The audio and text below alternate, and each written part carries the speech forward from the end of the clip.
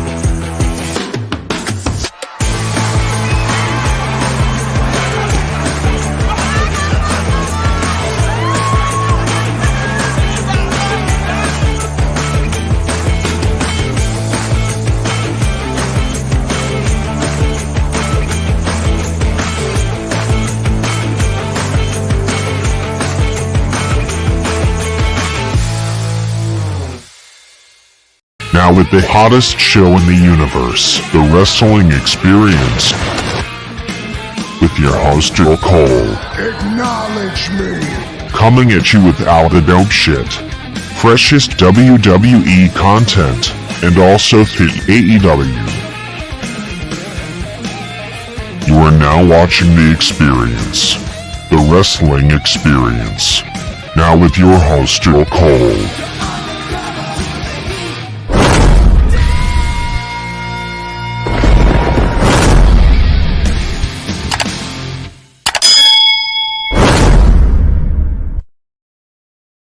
All right, guys, thank you so much, and welcome back to the Wrestling Experience, powered by the Hardcore Sports. And remember, follow them on Instagram at Hardcore Sports.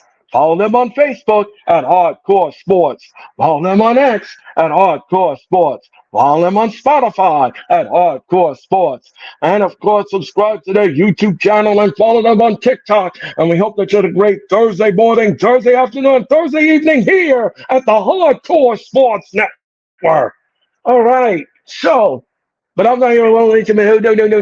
No. First of all, let me introduce you to my co-host. She is Wisconsin's darling. She is absolutely a delight. She was with me last night, and of course, she's a lot of fun. She has a friend named Bestie, she has a friend named Denty. Excuse me, who's her bestie. And ladies and gentlemen, she's here with me tonight. Ladies and gentlemen, let's help me welcome Sarah to the screen. Hi, Earl. How are you? I'm doing well, Sarah. How are you tonight? I'm good. I'm glad it's almost Friday. Exactly. And ladies and gentlemen, he's making his debut here on the Wrestling Experience. Please help me welcome Josh to the show. Let's add him to the screen. Hey, what's up, everyone? Hi, Josh. How are you tonight? Welcome to the Wrestling Experience. Thank you. I'm doing pretty well. Super excited for the show and to make my debut on the Wrestling Experience. And, thanks for having me on here. Yeah, Sarah, this is Josh. Josh, this is Sarah. And of course, Sarah is my co pilot here on every Thursday on the Wrestling Experience. If you want to know her backstory, Josh, she was a chat member. She was a chat member and she rose up to the ranks. And boy, did she rise up to the ranks. And boy, is she a friend indeed and a friend in need. So we're glad to have her as part of the Hardcore Sports family. So let's just talk about this for a second. We've got a lot on the venue tonight. First of all, we have to rewind the Clash of the Castle. We have to do that. I have a shocking news about Vince McMahon. We're going to talk about that. Then we have something on Indy Hartwell. We're going to talk about that. So we have a lot to discuss. But let's talk about the Clash of the Castle first before we get to these wrestling news. Um, the Clash of the Castle took place last Saturday afternoon in Glasgow, Scotland. And oh boy, wasn't it an eventful event, especially the main event, which we will talk about. And you know what? I'm going to just kick that off. Why not? Why not talk about the main event? Why not? Why not? It was Drew McIntyre taking on Damian Priest. Now, Josh, let me ask you a question. What did you think of the build for this main event? I think the build was solid. I was really looking forward to the match, especially once that Drew had that match for determining whether Judgment Day was going to be at ringside or not. I was pretty excited. I was actually kind of rooting for Drew. I think they've been building him up pretty solid for quite some time now before WrestleMania. So, and Damian Priest is Damian Priest. He's a solid wrestler. He's a powerhouse. I was super excited for this match. Great build-up, great wrestlers. So, Sarah, what did you think about the build for this main event? Oh, I thought the build was good. I mean, they kept it in the forefront. They constantly talked about it up to, leading up to the event. So it was always talked about on Raw, and of course with McIntyre's social media prowess. He always made a point to be talking about the upcoming match. So yeah, I mean, I thought the build for it was fine. Here's the thing. I thought the build was fine too. The match was fine. Now, I had no issues with the match, but I'm going to tell you this much: when I predicted the ending, oh geez, oh boy, that ending was absolutely the icing on the controversial cake. Um, yeah, yeah, yeah, yeah, yeah. So the match, like I said, the match was fine. The match was going like great chemistry, great nuance in the match. Everybody played their part well in the match.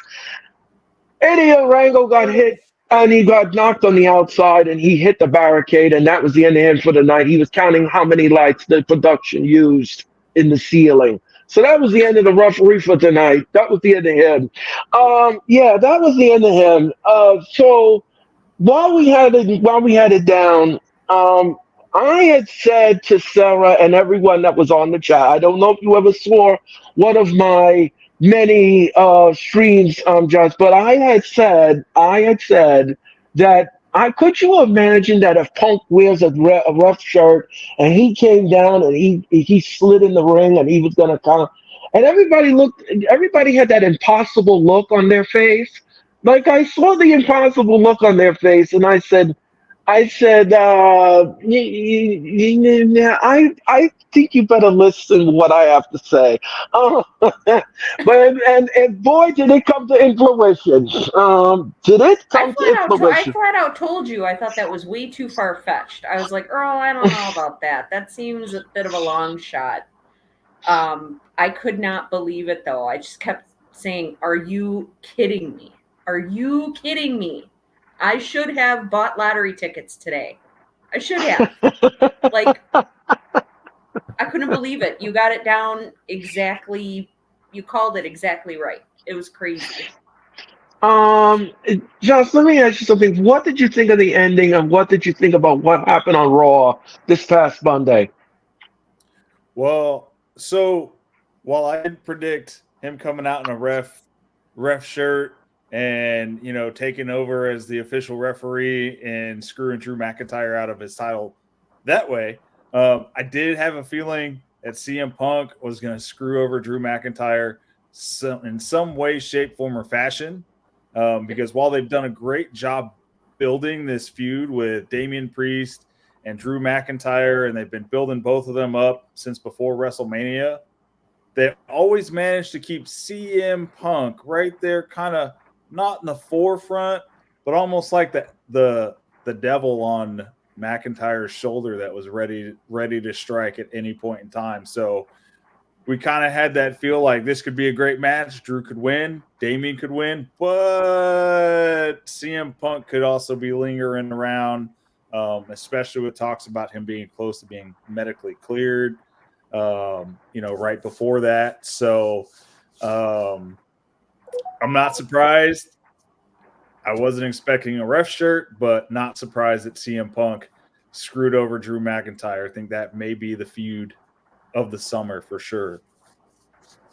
Yeah, well, I have an update about McIntyre where I'm gonna read that as soon as we go through the card. But um, let's just talk about this. Sarah, what did you make of the ending, though? What did you think of it?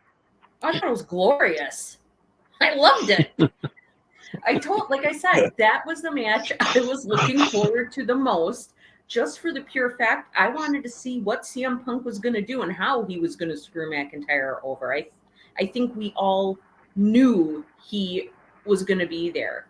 And I made a point of bringing up, I said, okay, we haven't seen Punk on Raw. We haven't heard a word from him in like a month. He most definitely is going to do something at Clash at the Castle to mess with Drew McIntyre. And boy, did he. I thought it was fantastic, especially the look on his face when you could see him just from the back and he was counting one, counting two. All of a sudden, Drew McIntyre sits up and the look on Drew's face and the other camera pans around. And that, part of my language, that shit-eating grin that Punk had on his face as he held up the two, I was like, this is awesome. This is amazing. Like, I loved it. And I mean, I love Punk. I'm a Punk fan, so it doesn't, this kind of stuff doesn't bother me at all. And they've, like you said, Josh, they have got a killer feud going right now. It's definitely what everybody talks about. People talk about it all the time, the feud, the back and forth between Punk and Drew. And it's just another positive thing that WWE has been doing since Punk got injured. So I think it's great that they've been able to keep him involved in some way while he's been, getting a surgery and rehabbing and everything. So I think it's brilliant. So yeah, that's my thoughts. I thought the ending was fantastic. I'm going to tell you something. I couldn't have scripted a better ending than what we got. and and got that right. That was so crazy. Oh, and man. I mean, this was absolutely. I sat there and I was thinking in my head. I was going back and forth in my head because here's the thing. I've been a wrestling fan for a very long time, as everyone knows, and I always come up with different scenarios. Sometimes they work, sometimes they don't. Sometimes they don't pan out the way I think it is. But that's okay. That's fantasy book. That's wrestling. That's wrestling. So you just go with what you got. You work with what you got. So I said to myself, I'm sitting there, I'm calling the match, and I said to myself, I said, now how much do you want to bet he's going to put on a ref shirt? He's going to sprint down. The referee's going to get wiped out. We have no referee. Now he comes down in the ref shirt.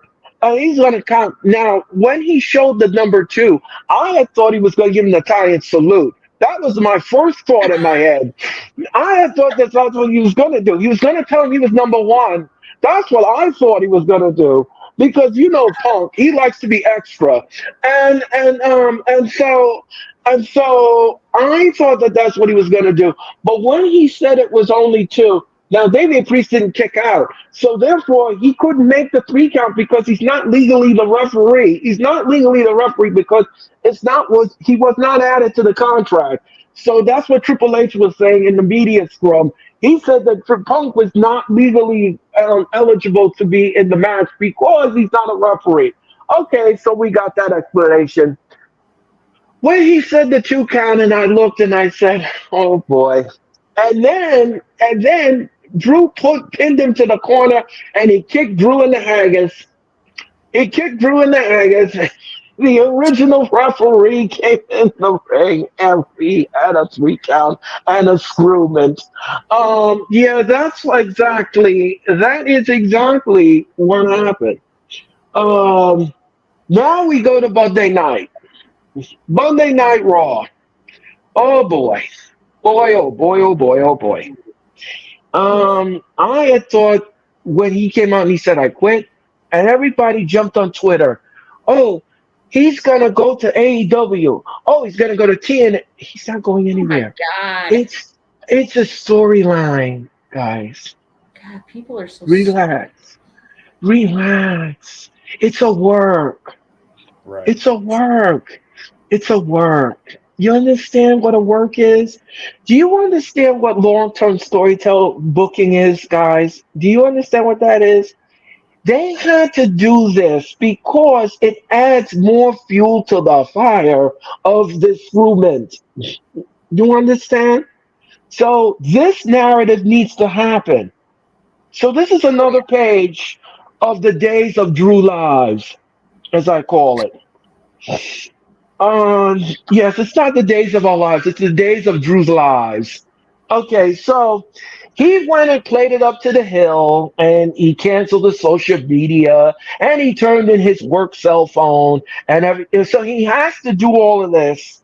He has to do all of this is because they want him off of TV for now and then bring him back at appropriate time to come in and do the chapter number 3, 4, 5, or whatever the chapter is called for, and he will confront Punk on it. So I don't want you guys to sit up here and say, "Oh, he's going. He's not going anywhere. He's not going anywhere." Put those thoughts back in the trunk where they belong and close it. He's not going anywhere. He's not doing anything. He just This signed is his contract like a month ago. right. I mean, Right. So he's not going anywhere. I knew it was a work. I knew it was a work. I knew it was all part of the storyline. I'm not dumb and I'm not blind and I'm not deaf. Okay, so I know what it is. Now, if it wasn't a work, yeah, okay, they would have said something, or WWE would have said something. Oh, we released McIntyre because he walked out on his contract due to endeavors and all that. They would have said, but none of that was said. None of that was said on the internet. So well, none of that was said. Posted about it. They Yeah. would have WWE would have made some kind of statement about it if Right, exactly. But that's what I just did. Right. so. Right. If this wasn't a work, they would have said, okay, well, he breached the contract. We released him, and we wish him well in the future endeavor.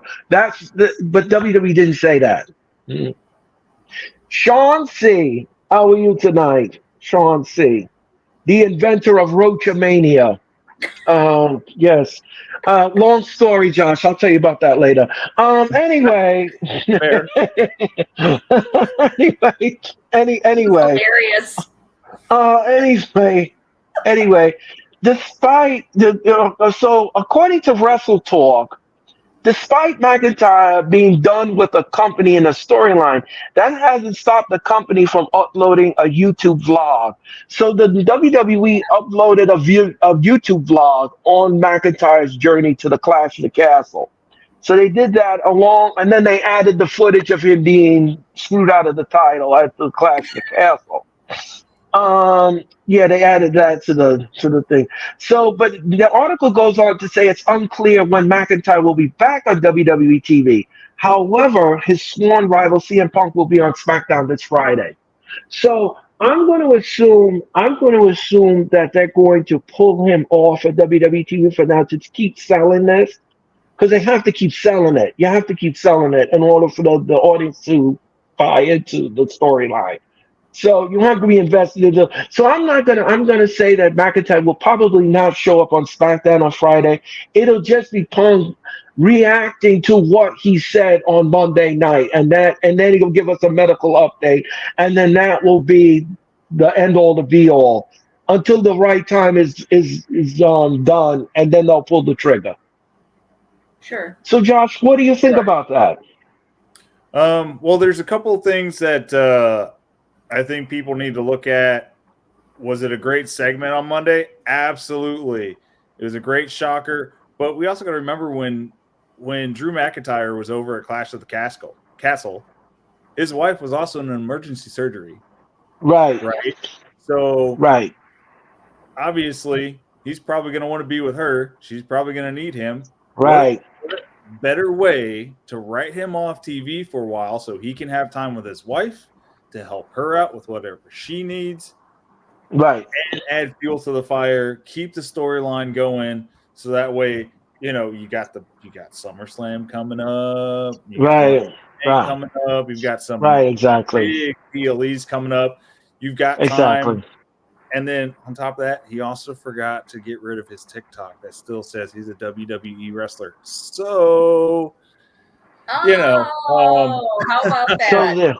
yeah, So how about that? You missed all of them except for that one. Dang it. yeah, yeah. He Mm, almost sold everything. I went through and looked at all his stuff, and I was like, I follow him on TikTok because I saw the cat dad video he posted on there and started right. following him afterwards. And I told me and Nick were texting about it, and I was like, nope, his TikTok's still up. He's listed as a WWE wrestler still. Yep. We're golden. Yeah. Yep. Oh, yeah. So like I said, like Josh said brilliantly, he's not going anywhere. This is all part of the storyline. This is a work, and I want you all to stop pushing the panic button. He's not going anywhere. He's not going anywhere. I already knew what the storyline called for. This is long-term storytelling, and I like the way they're doing this. I love the way they're doing this because the fans were always complaining about WWE not doing long-term storytelling. They are starting to do that now. They're starting to wake up and doing that. They're starting to wake up and doing that now. And I like it like this because you don't want to rush the feud. You don't want to rush it because what will happen is if you rush through it and you try to push it through, you can't push it down the fan's throat. You can't do that. That you can't do. That you can't do. And you can't rush it because what will happen is you're going to miss critical elements of the feud. And we need to put it all together. We need to put all the pieces together in order for this feud to work. So what they're doing is absolutely brilliant.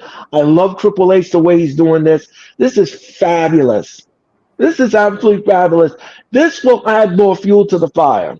And I am very curious to see what Punk will say this Friday in Rosemont, Illinois. Very curious. I can't And wait for SmackDown. What was that, I was song? I'm going to say, sorry. no, it's okay. I was going to say, I think part of the problem with people wanting, things to be fast tracked is, we are living in a world where people want that instant gratification. They want what they want, when they want it, how they want it. Like they want it right now. And like to your point, Earl, when you rush through something, you end up making mistakes. You could forget You- like you said, the wording critical. You could forget critical elements, and it ends up looking sloppy. So I Yes. would rather get more bang for my buck, so to speak.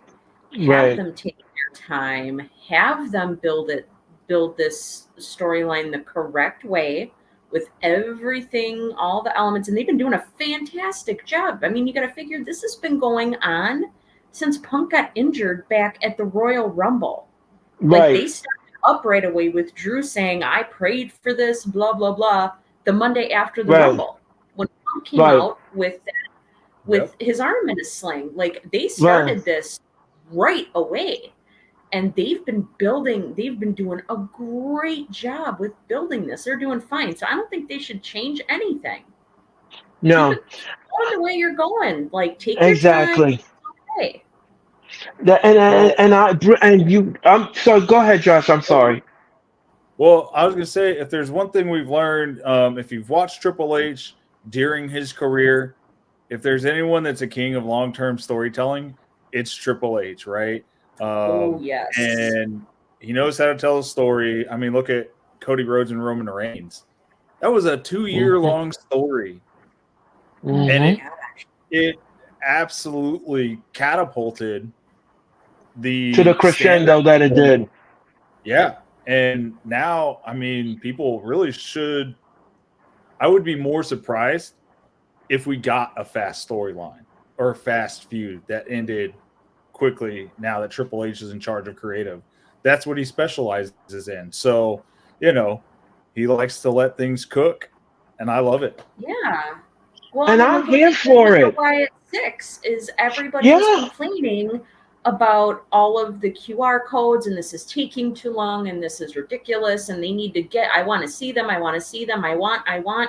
Doesn't matter what you want. It's what fits the narrative for certain storylines they have already going on right now, and they fitted in perfectly with what happened with the Alpha Academy on Monday Right. night. Like, so they Right. took their time, built it up, so there was a lot of anticipation from us fans, and the end result we got with when they debuted on Monday, I thought they played it perfectly. So to your point, Perfect. Josh, I think it was beautiful. I mean, the I want to say cinematography. I know that's like a film word, but it looked perfect. They all acted perfect. So again, I'm glad they took their time to make sure they got all their ducks in a row to make sure it went off without a hitch, and it did. And So and I again, you guys hit the nail on the head when it comes to analytics.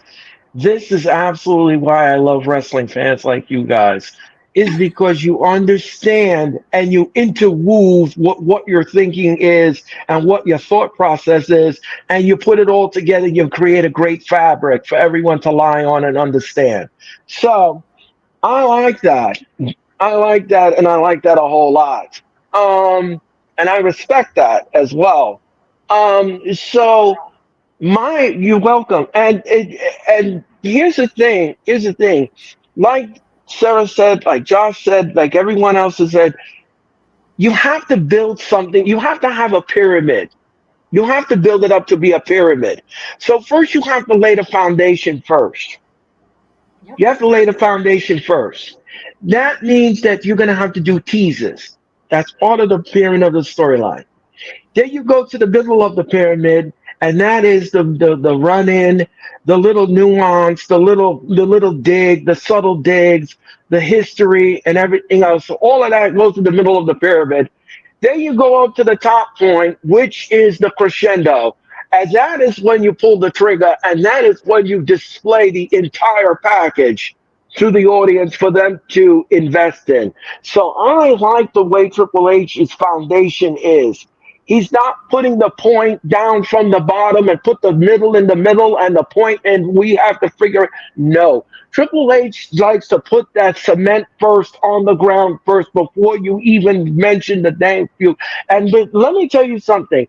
This Wyatt Six, I'm going to give you a backstory about this. All of the QR codes and everything that you have seen on television for months, that you've seen on television, was produced out of their new headquarters. And they snuck in the people that were involved in this faction in the new headquarters, and they practice it over and over and over and over again, so that critical details and critical nuances are not missed in the storyline. And I love that. That's That awesome. makes my that makes my heart grow fonder. Mm. And Can we they just and talk about one. how can we just talk about how absolutely creepy Nikki Cross was crawling on the Oh ground? yes, oh yes, oh Oh yes. my goodness, that You know I was what? scared. I'm like, That was wonderful. what? Oh I I my love that. slept. gosh. Oh. I slept with the light on. Anyway, ladies and gentlemen. And I love horror movies. I love horror movies. They're my favorite. And she was that mask. Oh my goodness. Round of applause for the person or people that created all of those masks. They did a phenomenal job. Like they all looked wonderful. Just, Yeah. oh my goodness. I It love the was. way Chad. Go ahead, Josh. I'm sorry. Go ahead. Go ahead. I was gonna say it was perfect, and it's I feel like the standard now is perfecting your craft there at WWE, and having them do it over and over and over and over and over again.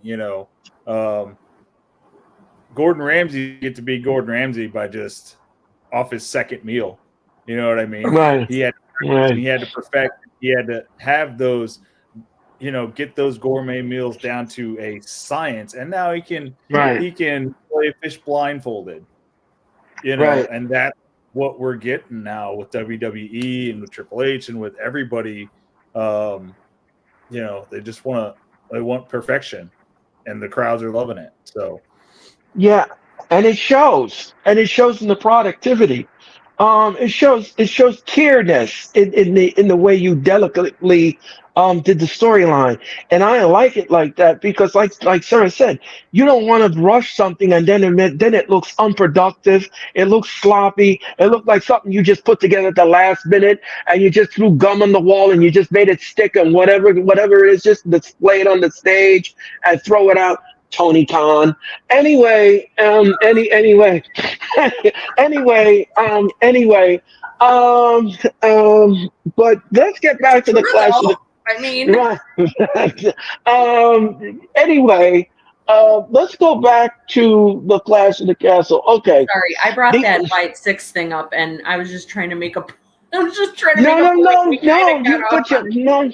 No. That's fine. That's fine, Sarah. That's fine. I love this conversation, and I love it. I now that we explained everything to you all, I hope you all now understand. And now the class is still in session, and we're going to teach you a lot of things here tonight. If you didn't know, if you didn't know already. Anywho. So let's talk about the Intercontinental title. Chad Gable took on Sami Zayn. Another long-term storytelling. Josh, what did you make of the match itself? I think it was a good match. It was a solid match. I love that they continued with Otis in that match. And, I was kind of hoping that things would come to a head right there at Clash of the Castle, but not quite, but enough to really get it going for Monday Night Raw. I think it was, I will say it was kind of predictable. I think we all kind of knew that something was going to happen with Maxine and with, Otis, and, there was going to be some sort of crucial interference that happened or didn't happen. I did think, going into it, Sammy was probably going to pull it out because I think long title runs is the kind of the name of the game now versus winning it on a Monday and then losing it 2 weeks later. Not really the vibe I'm getting with this new WWE product. So, but overall, solid match. I think it was a good setup for Monday Night Raw. What happened with Otis and the Alpha Academy on Monday. So, yeah, but overall, great match. All right. Okay, so Sarah, what did you think? I thought it was a really good match. Like Josh, I was hoping we would get Otis snapping. I've said it for weeks. I'm like, I can't wait for Otis to snap and just lose his mind because Chad Gable's an abusive jerk, and I can't wait to see it. Like, I just want Otis to squish him like a bug. But I'm looking back on it, considering what we got on Monday. I'm glad it didn't happen at Clash. I think that was absolutely the right decision to have it happen the way it happened. And it played perfectly into the ending of Raw. But I thought Sammy did an excellent job. He always does an excellent job.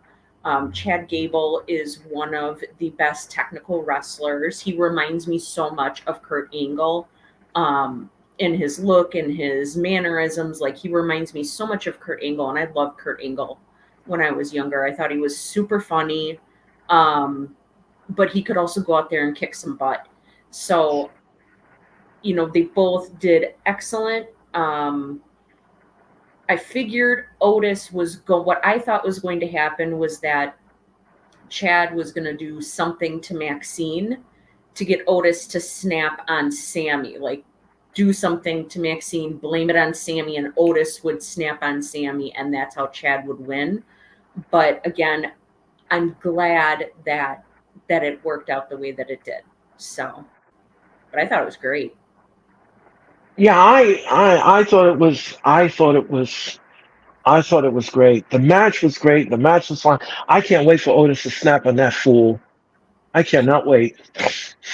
That old fish-eyed fool. I can't wait till he snap on that fool. He kind of already did. I mean, and when he lost it a little bit on Raw, I mean, the way he shoved Chad Gable with such force, and Gable just flew back.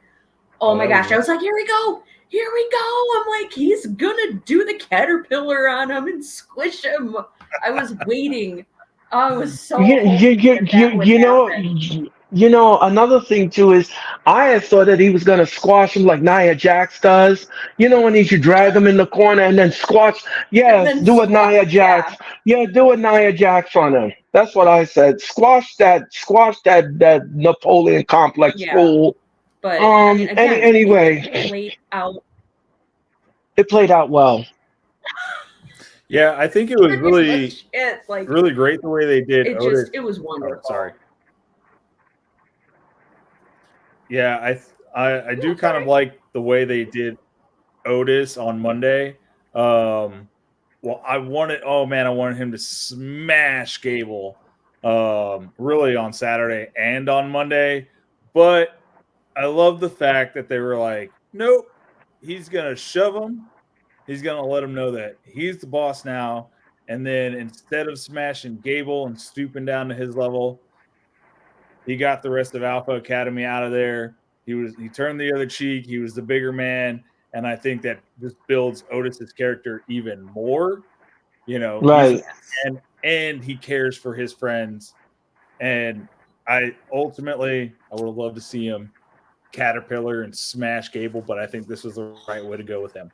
So yeah, I'm going to tell you something, and let me tell you something. You know, when they had the Wyatt Six, when going back to Wyatt Six for a second, when they had the Wyatt Six debut on Monday Night Raw, and they had the production cameras go in the backstage, and you saw Gable laying on the floor, it looked like somebody shot him upside the head. Like somebody took a sawed-off shotgun and like boom, you know, and he looked like that's what it looked like to me. It looked like it was a crime scene, and I was like, damn. I was like, what was? I mean, it was the way they did it, the way they had the production people laid out unconscious and the smoke. They did that brilliantly. That was absolutely done really. They took that gorilla position and they destroyed it, destroyed the people that were sitting behind the table. I thought that was absolutely fabulous. I don't know who produced that, but boy, they need to get their flowers because that was absolutely brilliant. The smoke, the whole 9 yards, the whole thing, it was great. It was just absolutely flawless. I had no issues with what they did behind the scenes, none whatsoever. I noticed too, as they were panning the camera, like as the camera was backing up and you had Uncle Howdy walking towards the camera. Yeah. I watched it back, obviously, because, you know, the videos on social media and YouTube and all of that. Yeah. And as the camera is moving back and Uncle Howdy's walking forward, the camera, you can see how it has the television screen up on the wall. And the Wyatt Six logo was already up on that TV screen. I thought that was a great touch. I thought that was great. And, you know, of course, the TV screen is all cattywampus, lopsided. But, yeah, it was just these little things they did. Just kind of when you put it all together, it works. It makes it 10 times better. And it goes back to what I said earlier. You don't want to rush anything because then if it, you know, those critical details, this is a very important feud for Triple H and the WWE because They are honoring Bray Wyatt's legacy, and you don't want something to honor him be looking like an afterthought. And that is something you don't want to do because his family is watching, and everybody who supported Bray is watching, and they want this to go as well as it should be and as well produced as it should be. And I think Triple H understood that, and he understood the narrative, and that's why he pulled it back some, and he pulled the trigger, and he worked it, he tweaked it, he asked them about it, he looked at the whole thing on camera, on paper, made sure it looks good. So hats off to all that was involved in this production because they did a phenomenal job. It's an A across the board for me. I had no issues with what they produced. Absolutely not. You know Um, what? A question I have though is why I'm just curious as to what their reasoning is for targeting Chad Gable first. That's one of the questions that I have. Probably the main question I have is what is motivating them to target Chad first, and then what are they hoping to get out of doing this to him? right. Well, here's the thing. You ever heard of the saying "wrong place, wrong time"? Yeah. I believe that's what happened to Mr. Gable. He probably was trying to stick his nose in the business, and he got what he deserved. It couldn't have happened to a better bully. But anyway, I digress. That is so Any, true.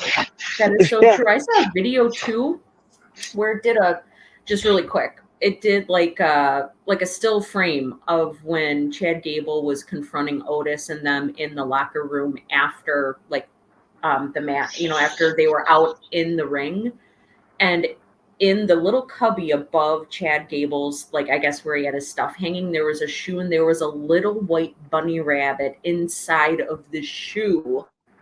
yes, That I'm like, You marked. yes, I didn't see that yes, at all. I watched it yes. like, oh yeah, you pausing and playing to try to look and see if you could see anything, but they put, just like I said, it's those little nuances, those little details, little Easter eggs, man. So it was wonderful. The way they executed it, the whole thing is just wonderful. Well, And and I think another, oh, go ahead, Josh. Go ahead, Josh. I think too, this is such an important group, and you're trying to honor Bray Wyatt, and you want them to go over so well with the fans, as if I don't think there was any way they wouldn't. So, what's the best way to bring them some love and have them go over with the fans? Take out the biggest bully in the locker room, the one that's generating Very the most heat. true. Take out Chad Gable. Yes. Everyone wants him taken out. We didn't get it with Otis, so everyone's still in suspense. Boom. The White Six come in. They take him out. Even more love for them. Yep. And they're all about Awesome. injustice, and they're all about injustice and righting the wrongs. And Mhm. and I love it. I'm Fantastic. I think here that's a for great way to look at it. yeah. Um. So Beautiful let's love talk letter to about Bray Wyatt. yeah. Let's just talk about this next match. This was a triple threat match for the women's tag team championship. It was Elba Fine, Aladdin, and of course Shayna Baszler and Zoe Stark taking on the champions. Oh, what was it? This is Grandizer 12. He says Grand yo. Dizzard. He says yo, Sarah, Josh, and the man of 100 voices, Earl E. Cole. Hope you all are having a Thank great you. day. That was so Thank nice. you. Thank you so much, Grand Dizzard. I thank you so much. I greatly appreciate it. Um, so yeah, so this triple threat match was for the women's title. I'm gonna go to Josh first. Josh, what did you make of the match first? What did you think of it? I think it was a good match. There was definitely some not so great spots in that match. I think there was definitely some issues with the ropes, but some good recovery overall in the match. And I was a little surprised that they gave it to the team of, Alba Fire's team and, with Jade Cargill and Bianca Belair. Right. At the same time, I didn't know how long Jade Cargill and Bianca Belair are going to stay a tag team because they're both great singles competitors. Right. In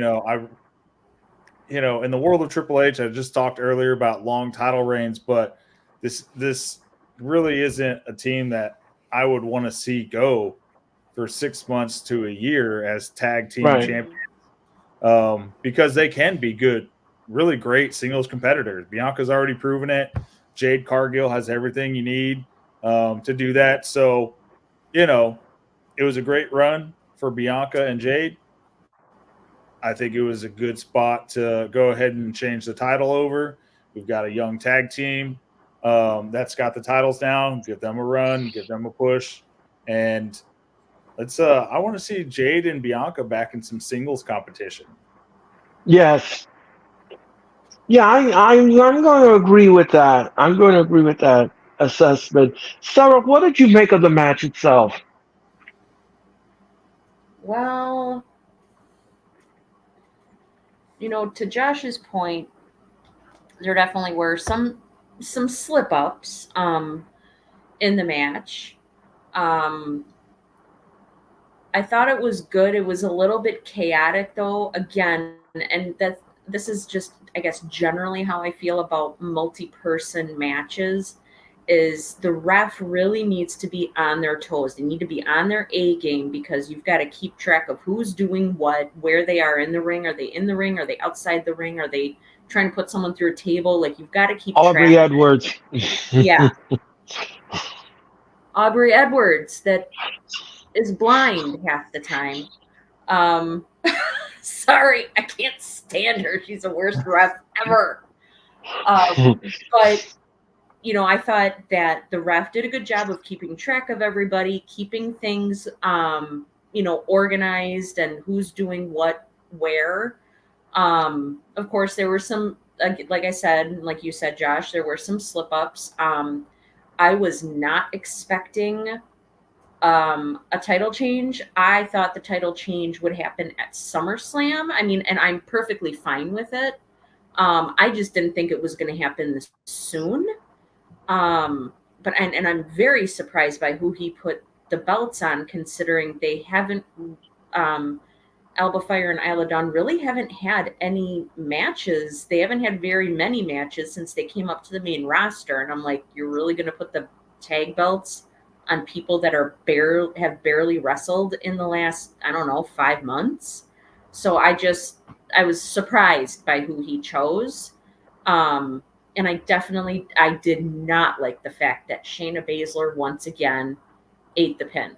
That really makes me mad because she continues to always be the one that is eating the pin or getting knocked out or what have you. And I think she deserves better. That's just my personal opinion. If people feel differently, I get it. So I thought Zoe Stark should have eaten the pin. She should have taken the pin, not Shayna Baszler. But I thought the match was okay for what it was. This was the match I was looking forward to the least, just because I really don't care. I really did not care. So I'm just being honest. That's just how I felt about it. So. Yeah, I'm going to agree with you guys' assessment. The match was okay for what it was. Would I want to see it again? No. Was it a classic? No. Was it stellar? No. None of those things. So I'm going to agree that the match was a little clunky. But I was shocked that Alba Fire and Aladon won the match. I was expecting a retainment, but that's not what we got. And the match they won, and they won in their home country. And hats off to Triple H. He wanted to pull that trigger because we all knew McIntyre was not going to win the main event. We all knew that, and And the next match we're going to talk about, we all knew that that was not going to happen. Bailey defended her title against the again. She was attacked by her. So let me ask Josh something. Josh, what did you make of the Bailey title match? I kind of knew Bailey was gonna make it out of there somehow. There was gonna be a little bit of comedy with Chelsea Green on the sidelines. I That's the I love the truth. efforts of Chelsea Stereo coming out and trying to distract again. But overall, I like Piper. I like Piper Niven. I think she's a great wrestler. I hope they continue to give her a push because she can be great. Ready for her to get away from Chelsea Green and Chelsea Stereo. Okay, let's get them separated. I think Piper Niven has what it takes to do well in singles. But I expected Bailey to win. She ended up winning, and it was a solid match. Like Piper, I think pushed her to her limits pretty well. So Yeah, I'm gonna agree with the assessment because the thing was is the Piper Niven she gave her a hell of a ride on the match. She gave her the money's worth. But in the end, it was Bailey overcame, and she overcame, and she retained, and right that she should because she just won the she just she got the title at WrestleMania. Why take her to why strip her of it right now? Let her have that good title run, in my opinion. Sarah, what did you think of the match? I thought the match was good. And I get it. People, I kept reading, I guess, reading slash hearing people say, oh, there's no story behind this, blah, blah, blah. Well, they kind of explained it. There was a little story that, they made a story where Piper Niven was attacking Bailey, on SmackDown, and that's how she got this match. While it wasn't a very good story, I'm glad they did it this way, though, as it was a way for Triple H to get Piper on the card so she could actually wrestle in front of her, friends and family members in Scotland. So definitely respect that for sure.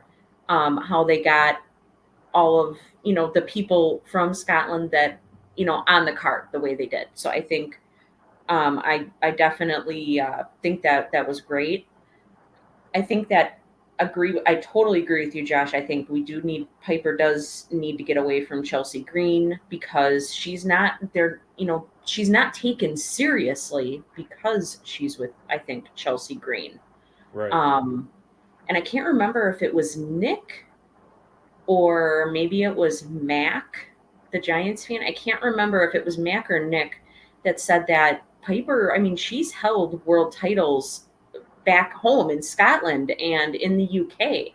So if she's capable of that, why is she not capable of holding a title here in the with WWE in the US?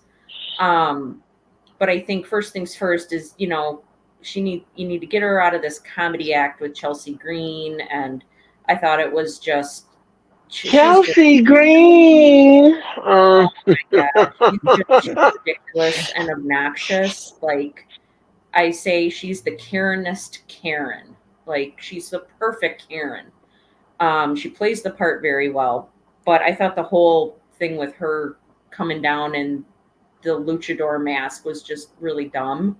Like, really, you're still wearing the same outfit, girlfriend. Like, you might want to change your clothes. I mean, come on now.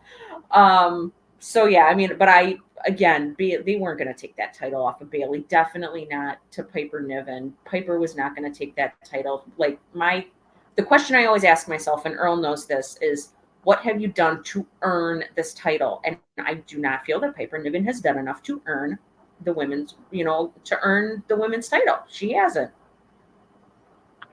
I'm gonna just say this as a side note. When she was in the match on Friday Night SmackDown, Chelsea Green, I'm talking about. She took, I believe she took on Bianca Belair. I was doing the show with Denise, and I said to Denise, I said, "Oh, look at this! Look at this! Chelsea B is getting the Karen beat out of her." And Denise loved it. Denise loved it. Denise Denise loved it. Um, it did it to Jazz. But you know something, she was ridiculous coming down with that luchador mask after she was tossed out in the match. That was a little ridiculous. We all knew who it was. We all knew who it was. It wasn't. You couldn't fake that. Right. She was trying to help Piper Niven get the title, but it didn't work. None of the trickery worked. So once we go through and I just want to just tell our audience, once we go through the card, I'm gonna rewind and dial it back, and we're gonna do the entertainment level. I'm gonna go through the card, and then we're gonna go through the entertainment level. Josh, what the entertainment level is? And hi, Nick, how are you? Hi, Nick, how are you tonight? I'll see you tomorrow night for SmackDown. Nana. Nana. uh, Um, so, um, anyway, we're gonna do that. So, Josh, what happens is here at the Wrestling Experience is that we have an entertainment level, and I'll ask you on a scale of 1 to 10 what you thought of the entertainment level was. Nick, again, thank you so much for your comments in the chat. Chelsea Mysterio is his new favorite wrestler. Oh no, Chelsea Mysterio. Oh, Nick. And she's gonna do a sloppy 619. Anyway, so let's just talk about this next one. And this is the final match of the evening. Well, it opened the show actually. It was the I Quit match. It was Cody Rhodes taking on Mr. AJ Styles. Josh, what did you think of the I Quit match? Well, that was an interesting one. I'll tell you that for sure. It was great from the start, and then it kind of towards the end, I wasn't super happy with the ending, with how Cody got AJ to quit. But you know, I was thinking about it. AJ has never lost an I Quit match, and they've stressed the unbreakable spirit of Cody Rhodes, never quitting. And so when you think about these two, AJ never quitting, unbreakable spirit, Cody Rhodes, there's got to be some sort of intricate or unusual way to get one of them to quit. And I think this is really about the only way that you can get one of them to quit is handcuff them and put them somewhere where they're just going to, if they don't quit, they're just going to get beat and beat and beat and to a bloody pulp. That's really about the only way you can get either one of these two to quit. Right.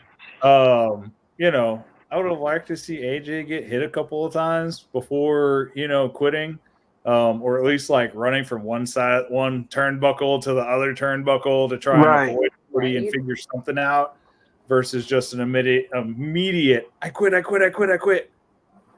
Right. You know, but throughout the match, I think it was pretty solid. A little upset there weren't any thumbtacks in that bag. As soon as he grabbed that, I immediately went to my childhood growing up with Mick Foley and the thumbtacks coming out of that bag. Yeah. And just handcuffs. Yeah. But great way to start off the PLE for sure. Yeah, I'm going to agree with your assessment. I liked it. Yeah, I thought that was thumbtacks in that black bag. But then when he took out the handcuffs, I was like, womp, womp, womp. I was like, dang it. You know, I thought it was going to be another Olive Garden special, The Fork. But anyway, that's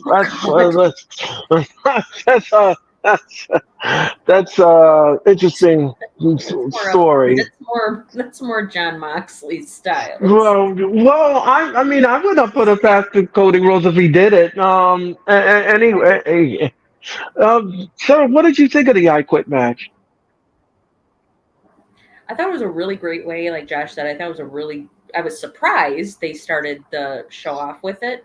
But I thought it was great because it's they're both very strong, very good wrestlers. So I'm glad they started the show off with, I said, with the oomph. They started it Yeah. off with a shot of adrenaline. Um, I was very surprised. It seemed Cody didn't get a ton of offense in. Yeah. AJ really was dominating probably 2/3 of that match. So that's what made me. I was very surprised that AJ said I quit as quickly as he did. I thought Right.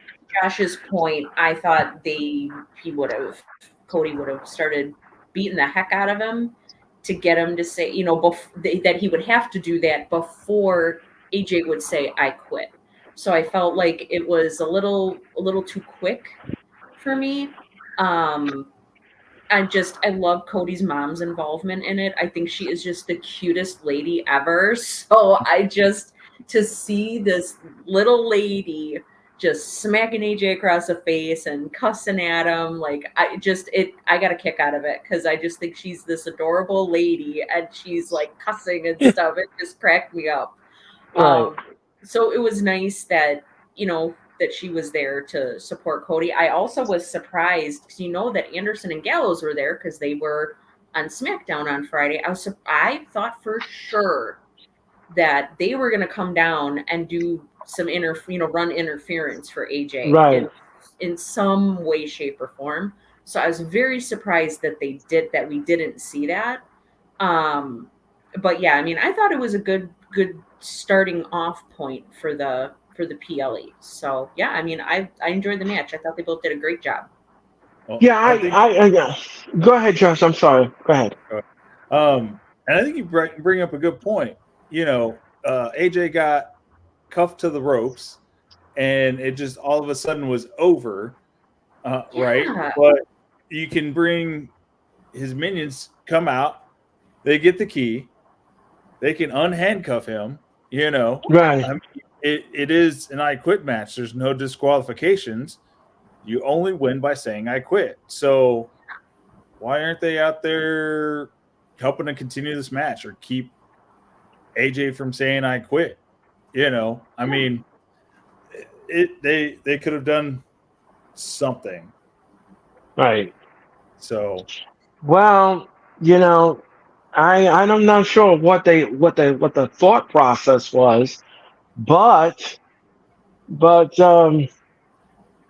It's Ram. It's our I, friend Ram. hi Ram from Australia. How are you?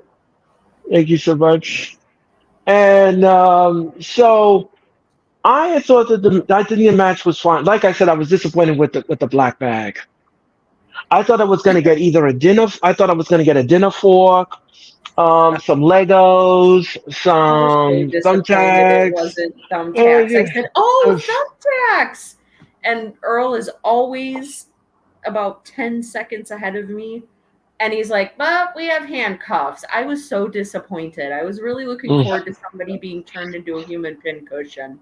Like, Yeah, I was really looking forward to it. or he was going to challenge in a Moxley and do the fork. But anyway, anyway, the match was fine. The match was okay for what it was. Great chemistry, great nuance of the match. Everybody played their part well in the match. So I had no issues with it. All right, so that was Clash of the Castle. Now we're gonna rewind the matches and we're gonna go through it and we're gonna give you our entertainment level. So I'm gonna go to Josh first. Josh, on a scale of 1 to 10, what do you give the main event of the Clash of the Castle?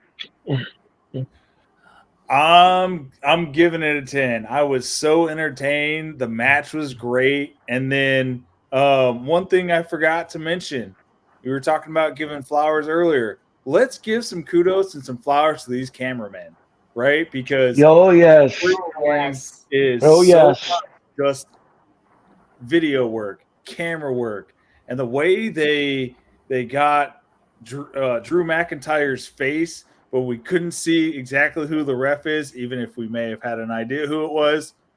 Oh my gosh, that face on Drew McIntyre was just, it told an entire Eat your story. heart out, Kevin Dunn. Anyway. Right. Right. It was cinema. It was played up to perfection. The match up until that point was great on both sides. 10 out of 10. I was sold on it from start to finish. It was absolutely great. I agree with you, Josh. Um, Sarah, what number do you give this match? Oh, a 10, hands down. Like, it was, like I said, this was the match I was looking forward to the most. And just the way Punk came down and, interfered and screwed Drew out of the title, I thought it was just wonderful. So definitely a 10. Yep, I'm going to be on the same wavelength and give this match a 10 across the board. This is 10 across the board from all of us. And yes, that match was scrumdiddlyocious. It was delicious. It was great. It was the bomb diggity. It was great. It was fantastic. It was fantastic. It was great. I loved it. Every nuance I souped it up. Every bit of the screw. Even when he kicked him in the haggis, I knew that was gonna happen. I knew that was gonna happen. It was an exclamation point. Yep, he popped right out of the bowl of haggis and screwed Drew. Yep. I thought that was hilarious the way he said that. Oh my God, it was so funny. It was true. It was true. Did. Yeah. The Intercontinental title match, Josh. On a scale of 1 to 10, what do you give it? I'll probably give it a 7. I was entertained. Okay. I was, not a 10 because I didn't see Otis take down Chad Gable like I wanted to, but ultimately they fixed that later on. But overall, solid match. 7. I was entertained. I was ready to see it. So I agree. I agree. Sarah, what do you think? I give it an 8. I would have, like Josh, I would have given it a 10 had Otis just walloped Chad Gable right there to help Sammy retain. But I think it's important that, and I just thought of this, I think it's important that that didn't happen because you can't, nobody can go back and say, oh, the only reason why Sammy won against Chad Gable was because Otis took out Chad or Otis hit Chad or gave him a clothesline or whatever. So it gives more credibility to Sammy and his title reign, I think. But yeah, I'd give it an 8. I mean, it wasn't absolutely amazing. It wasn't absolutely terrible, but I thought it was an entertaining match for sure. Okay. Yeah, I'm gonna give this match a 7. I'm gonna give it a 7. And I would have loved a Nia Jax performance from Otis, and he would have squashed Gable in the match. That's what I would have thought. Just drag him in the corner and squash him. But we didn't get it. We didn't get it. I thought about it in my head, but we didn't get it. Yeah. So that was it. All right. The triple threat women's tag team title match, Josh. What number do you give that? We'll give that one. I'm gonna go with a 5. It was, like we said earlier, it was clunky. It was chaotic. That's when we first learned that there was something wrong with the ropes. They weren't the greatest. Some botches. So probably a 5. And I feel like that may be a point gracious on that one. So it was a match. I'll put it that way. Yeah. Yeah. Exactly. Sarah, what do you think? I'm right there. I give it a 5. Like I said, it wasn't amazing. It wasn't terrible, awful, but I think if they would have corrected the ropes, and it's funny because I've seen videos where the ref in Cody and AJ's match told AJ about the ropes, and AJ went up and tested them. if you knew the ropes were messed up in that match, why wouldn't you go out there and have somebody fix them then and adjust them? Right. Okay. Well, the thing is that you normally the WWE has extra ropes that are located underneath the ring as for production to do if they have a spot where where the ring is supposed to be destroyed, and they did it. Unfortunately, those ropes could not make it through customs, so they had to leave it where it is. So what they had to do is use what they had to use, and that was it. Okay. Um, so that was the only Stinks. reason. That was the only reason. Yeah, it couldn't pass through customs. So, I wonder why. I um, mean, they're ring ropes for crying out loud. I I mean, mean, what is they everyone's got rules. They got regulations and what you can right? bring in and what you can, and Yeah, so. You don't want to go back and forth and then all of a sudden they say, okay, none of your equipment can come in here. So, you know, yeah, that's a very good point. You don't want to yeah, yeah, you shake don't it want to up. ruffle the No. feathers. Yeah, you don't want to ruffle the feathers. So if you can't Yeah, make it, it can't make it. Put it back in the truck and we'll deal with it later. yeah. Um, so yeah, so so we did the Intercontinental, we did the Triple Threat. Um, we did the main event. All right, so now we're gonna go up until the I Quit match. Josh, what number do you give that?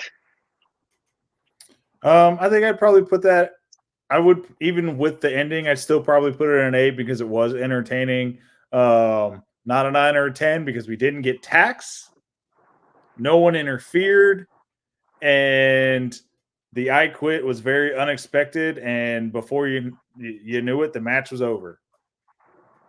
But still entertaining nonetheless, all throughout. I mean, you've got AJ and Cody Rhodes, two of the best to ever do it and currently do it. So, of course, it's going to be entertaining, right? Right, exactly. Oh, and by the way, before I go to Sarah, I totally forgot to give you my number for the triple threat women's match. I'm going to give it a 3.2. The match gets a 3.2.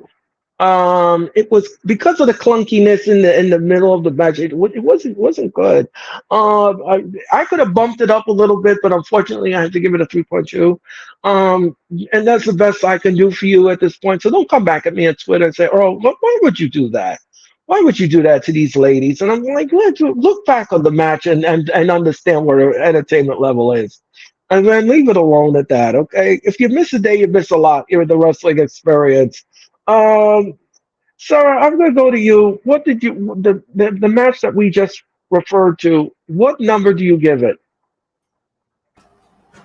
You're talking the AJ and Cody match, right? Yes, exactly. Um, I'd probably give it. I'd give it an 8 because it was entertaining. Just the ending, how quickly AJ said "I quit." I probably would have given it a higher score had he, you know, taken his time to say "I quit." Yeah. I'm gonna agree with the number, and I'm gonna agree with Josh's number, and I'm gonna agree with everyone except yeah. The match gets an 8 for me. It was fine for what it was. Um, yeah, he quit very quickly, and quickly he did. All right, so let's talk about Bailey for a second. Josh, what number do you give the Bailey match? Mhm. Bailey, on the actual entertainment of the match, I'll probably give it a 7. Maybe a 7.5 if you add in the comic gesture of the court gesture, I guess we could say, of Chelsea Mysterio and Chelsea Green there. Chelsea Um, Green. um, that added a little bit of comedy to it, and I always like a good joke, which you can expect with Chelsea Green out there. But overall, as far as the match, Bailey versus Piper Niven, it was great. Both of them gave each other a run for their money, and solid victory from Bailey. So probably about a Yeah, 7. I'm gonna give it a 7 too. I'm not gonna go any higher than that. That's fine. That's fine for what it was. Chelsea Green. So annoying. She pulled my Yes, she is. pigtails. She pulled my pigtails. Chelsea Green. Anyway, um, so what number do you give this match? I would give it a 7 as well.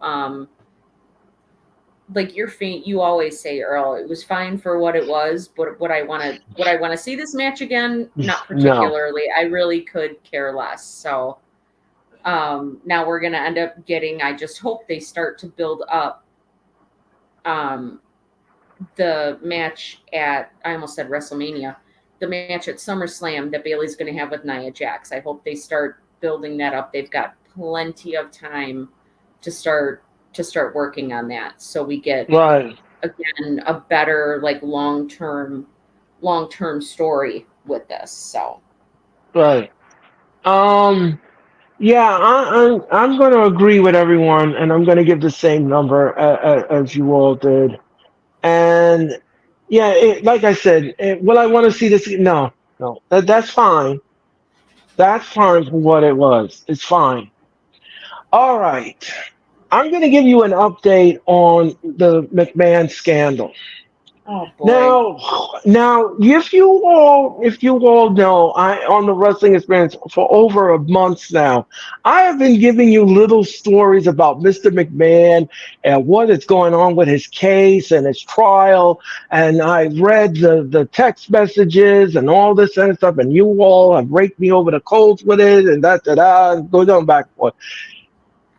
This is a bombshell. And like Nancy Grace always says on her show, bombshell tonight. All right. This is coming from the PWP Nation. Okay. There is a gentleman named Chanel Sonnen. Now, I don't know if I pronounced the name right, but okay. He claims that Mr. McMahon, listen to me carefully.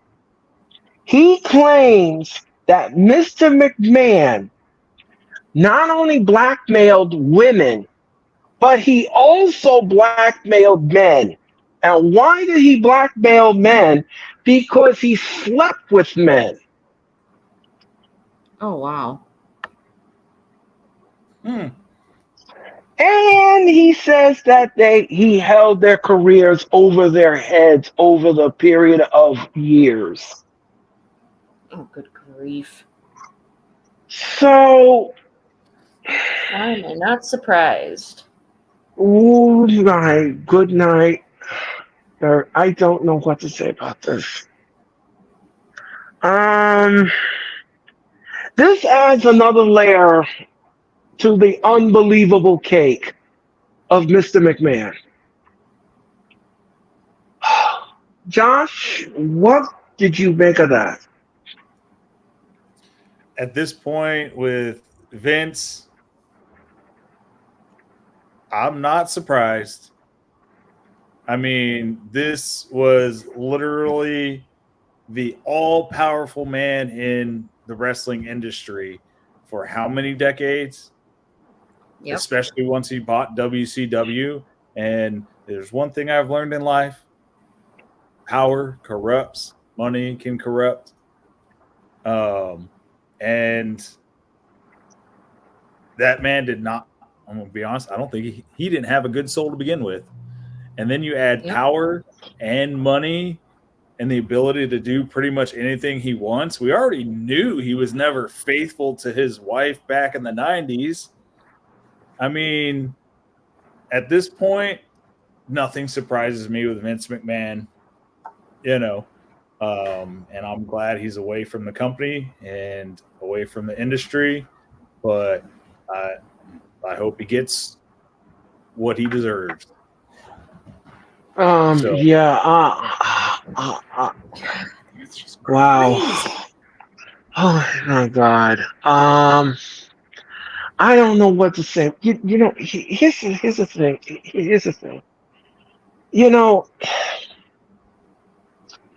If there was somebody that still works for the WWE that is associated with Mr. McMahon, and they knew about all of this, and they were complicit in it, and they knew about this, the person should be terminated immediately.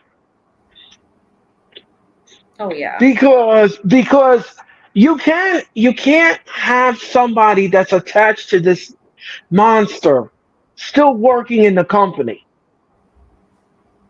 Even Triple H won't even address this. He won't address it. He won't address it. And on WWE, they're not allowed to talk about Mr. McMahon anymore. They're not allowed. Broadcasters, people behind the scenes, nobody's allowed to talk about him anymore behind the scenes. Nope. Good. I mean, it's just, um, wow. First he's getting indicted by the DOJ. Then he had this problem with Ashley Rizal that forced her to commit suicide. Now this. Then there's Lesnar. Don't forget, Lesnar is still. We still haven't known if Lesnar was still involved in this. However, they're trying. They want to bring him back in the fold. I don't think that's a good idea. No. Well, That's not a good idea. Now that you brought this up, part of me wonders, okay, well, was Vince McMahon blackmailing Brock Lesnar, and that's how Brock Lesnar was involved? He was forced to be involved. Do you know what I mean? That's the first thought that popped into my head, is what if he was blackmailing Brock Lesnar? I mean, this happened apparently earlier in his career with WWE. It's a very real possibility. Yeah. Sarah, that's a great point. Sarah, what do you think about this? That's why I said when you first finished saying the statement, I was like, why am I not surprised? You can only go. I thought this was low, and it just seems to be getting worse. And I totally 100% agree with you, Earl. If there is anybody that's still there that knew about what was going on or participated in some kind of way or helped cover it up, I absolutely think they should be removed from the company, and they should also be brought up on charges for sure. And I'm really glad that they don't allow anybody to talk about Vince McMahon, because imagine if there are people that still are there that were treated perhaps not as severe, but were treated in some sort of way by him, and constantly having to hear people talk about him and mention his name. Like that would make me feel terrible. I wouldn't want somebody to keep talking about the person that did something awful to me or abused me. So I think it was the right decision to just kind of remove him from everything, as they should. I mean, and Vince McMahon thought that by knowing the person with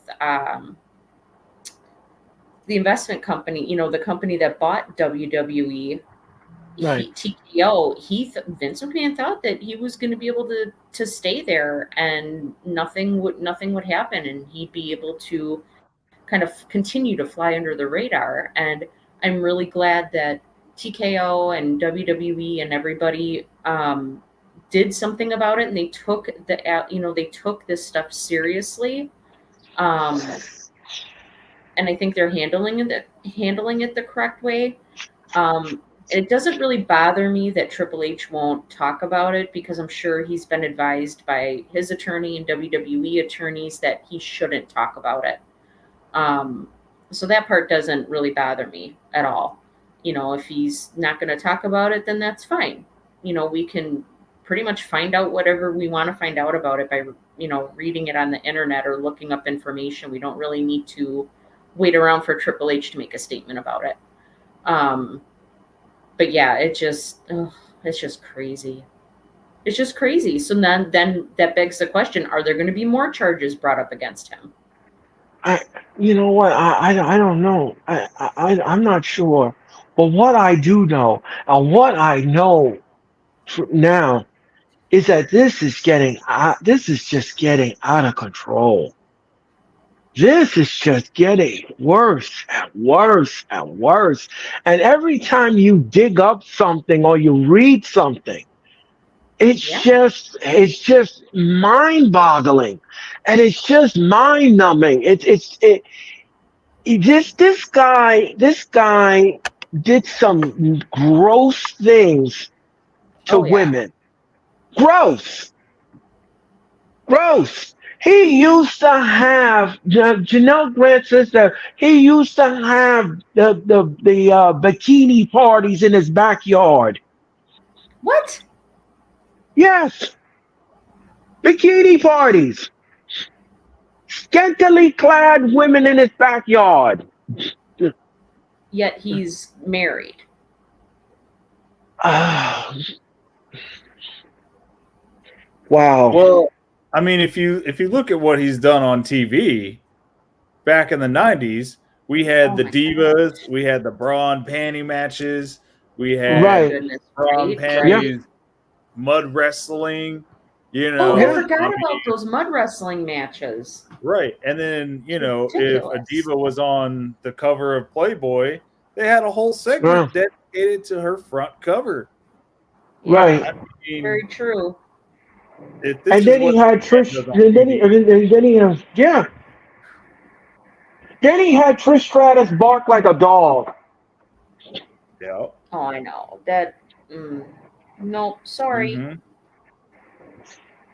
How If I would you were like to be? asked to do that, that would be my cue. Okay, it's time for me to start looking for a new job. Yep.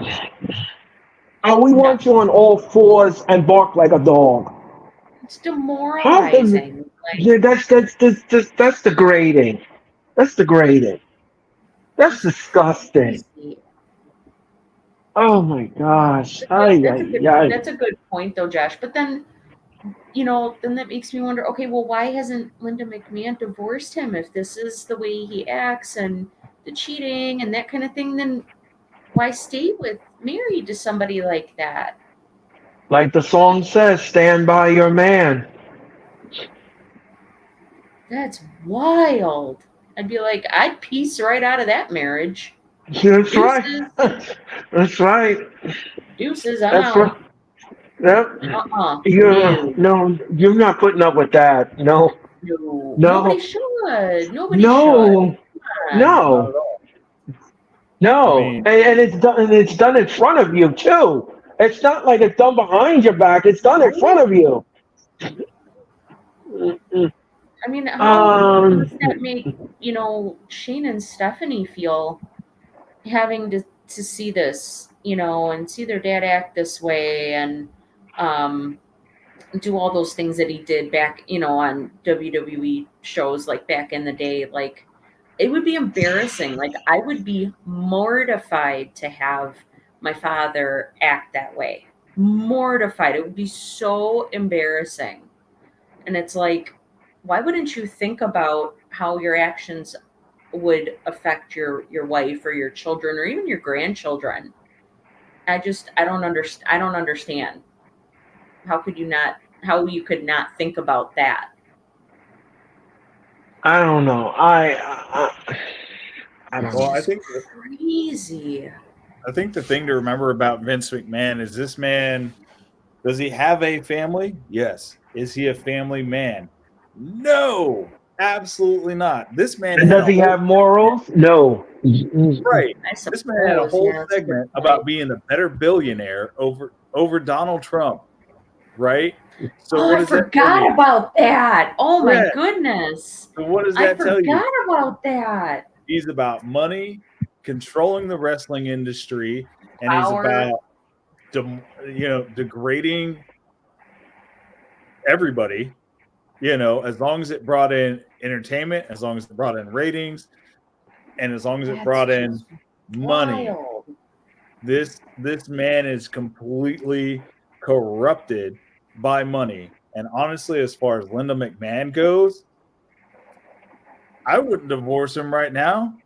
The man's probably going to go to prison.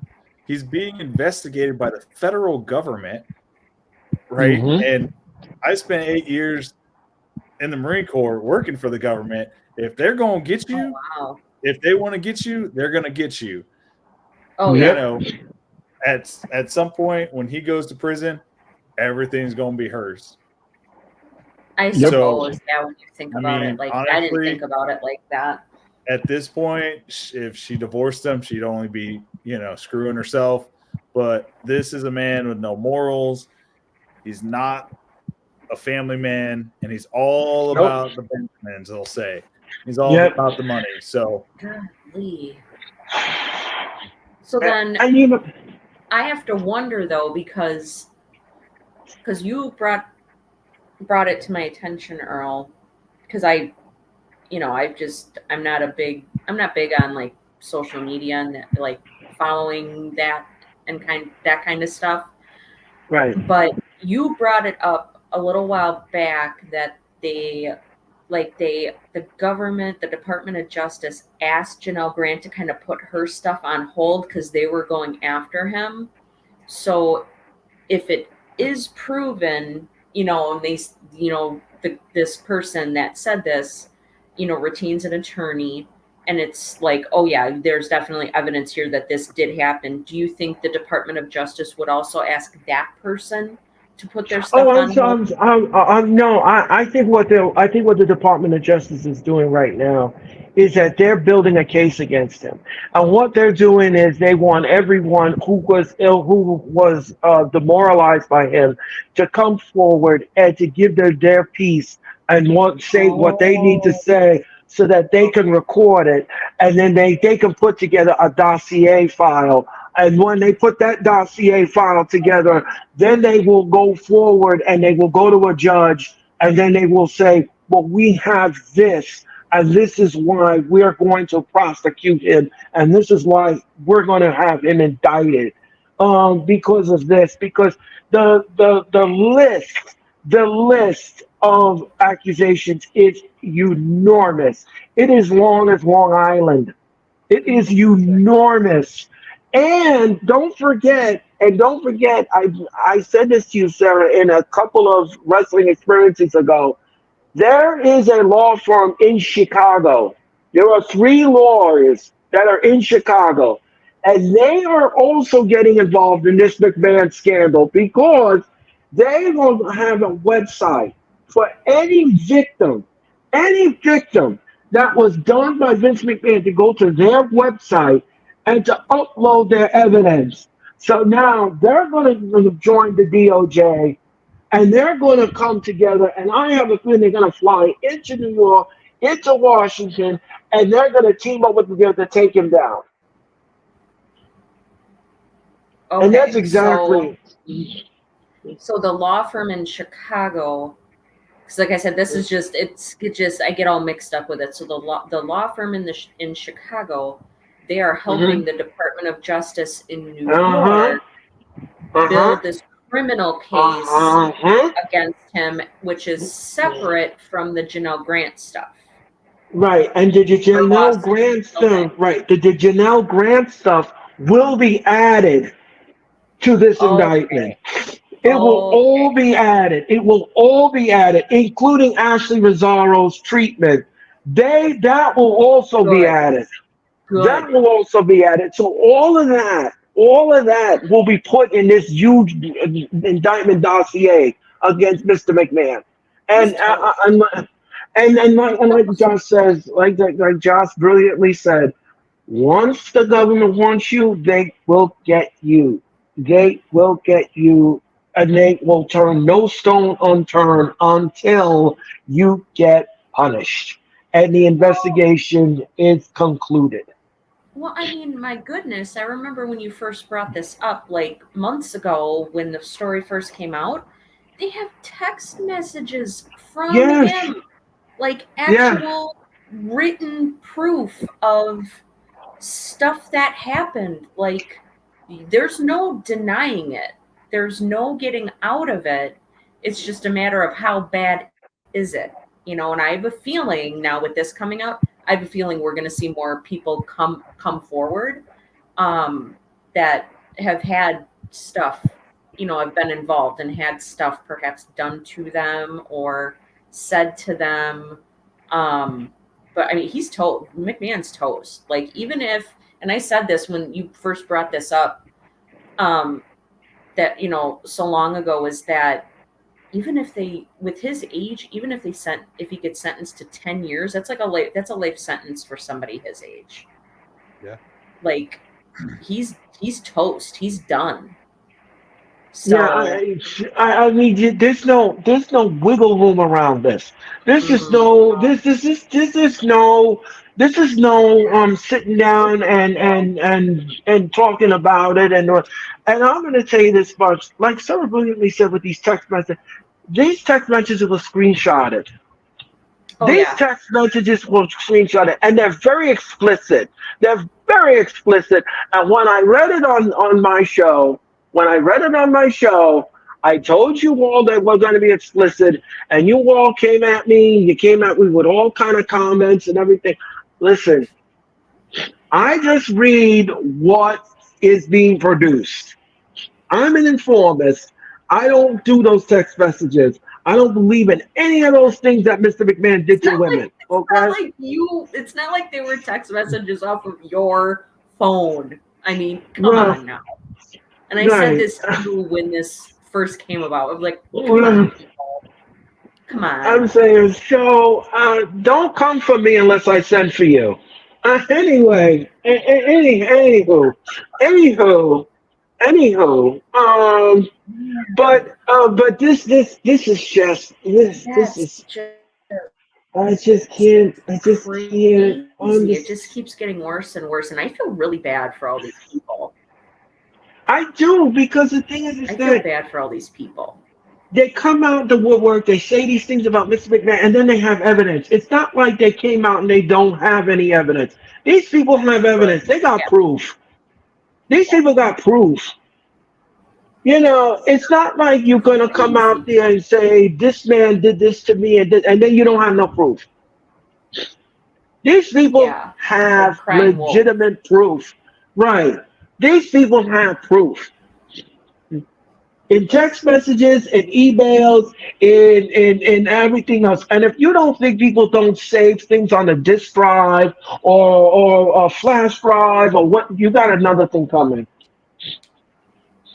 Even if, like, these text messages, let's say somebody were to have deleted the text message, the police, the authorities, they can still retrieve that stuff even after you've deleted it off of your phone.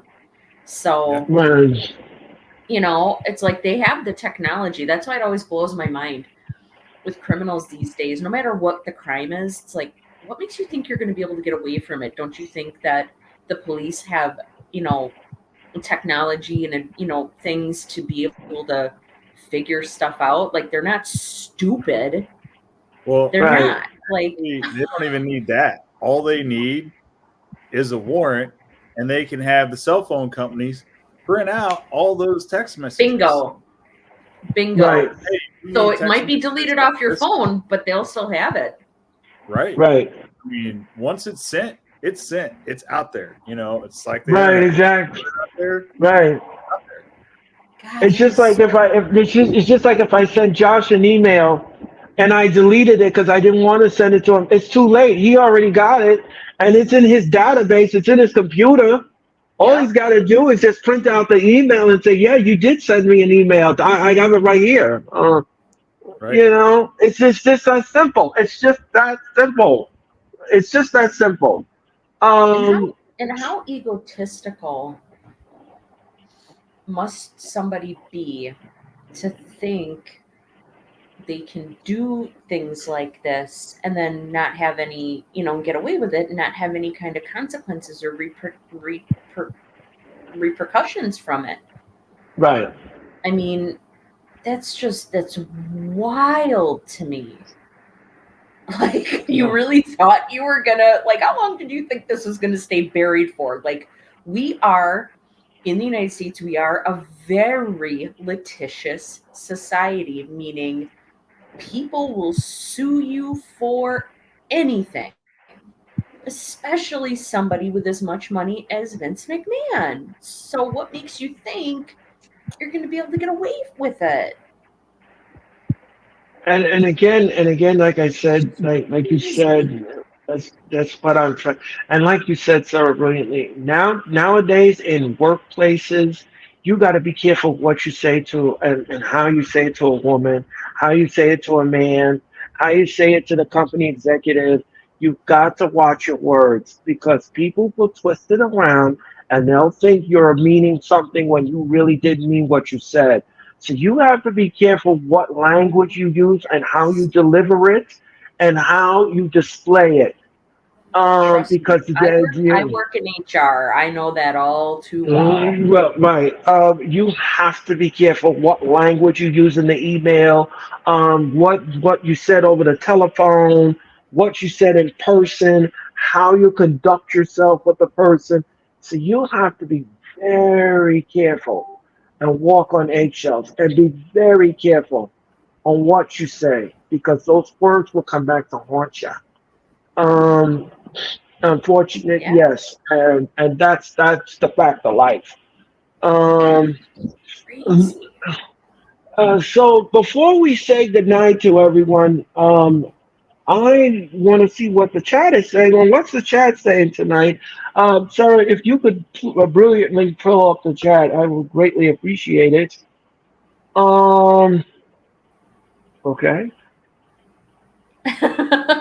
He said, hitting the like to show support. Thought this was the video on how to use the claw on your fellow wrestler tutorial. Just kidding. Keep up the good work, everyone. That was funny. Thank you so much. Thank you. And then And what- Grandizer said the same thing, where or is it? his said made another comment. We were just talking about the police and investigating, and he said the police do, but do they really want to? Talking about like finding evidence, investigating. Just depends on the crime. I just can't believe the police will treat every crime as if it's in a CSI TV show. Otherwise, crimes will be getting solved a lot. Well, I get that. Well, Yeah, there's that's a true. difference between the police and the DOJ. Oh Right. yeah, Yeah, Okay, there's a difference. if they're putting this kind of money into this investigation, best believe they're doing, and it's the DOJ. They can get a warrant like that, anything. Yeah. Right. right? So I mean, difference between police might not, but the DOJ will. Like I Right. said, if they want a guy, they're gonna get him, and they're building Seems the like they have a case, they're lot. getting all the evidence. Mm-hmm. So They have a lot more, I Mm-hmm. think, resources at their disposal as well. I right. would think they would have a lot more Right. resources. Oh, for All sure. right. But let's see, what Um, else do we have? Ram, we already saw his stuff. Nick's stuff. We saw this one. Well, Tyler said when we were talking about Raw before, he said Raw is better than SmackDown now. all I right, Tyler.